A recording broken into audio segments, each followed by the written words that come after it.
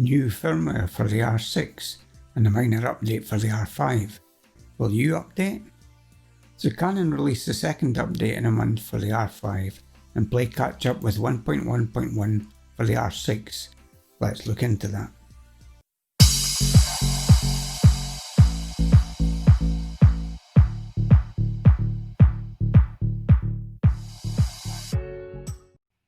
Hi, I'm Tom and you're watching Rumour Has It. Please consider subscribing for camera news, rumour and informed opinion.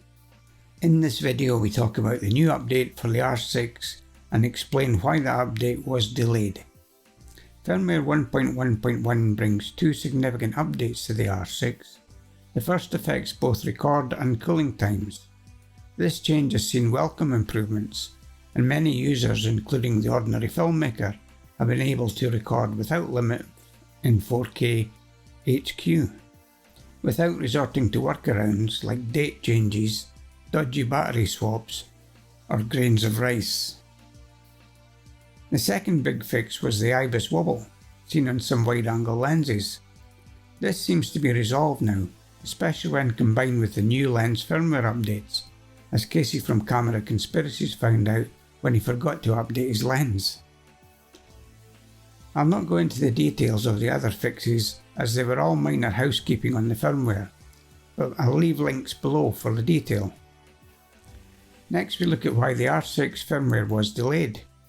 Early shipments of the R6 shipped with 1.0 firmware, and buyers were surprised to find that later shipments had 1.1.0, which included the two fixes I mentioned, yet there was no download for the early buyers. So why the delay in releasing the download for the R6? It looks like Canon found a bug in 1.1.0, this time affecting the new RF 100-500 lens and Ibis. They decided to address this before rolling it into 1.1.1 update for both cameras. So it looks like the update will be significant for early R6 owners and minor for R5 owners. Next we'll consider should you update. Well, personally I've never had an issue with a Canon update. The process always works seamlessly, and generally updates, especially ones this early, will contain important bug fixes, some of which may be unreported under the hood.